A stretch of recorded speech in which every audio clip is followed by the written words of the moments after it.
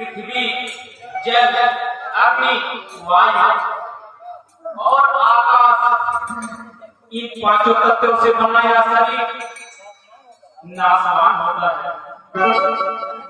वह भी तुम्हारे सामने पड़ा हुआ है, परंतु यह अविनाशी आत्मा जीने और मरने से स्वतंत्र है। न कभी उसका नाश हुआ है और न होगा।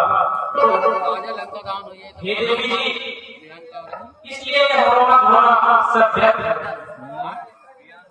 संसार का तो ऐसा ही नियम है।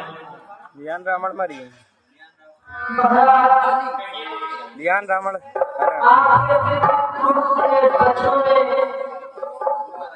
मेरी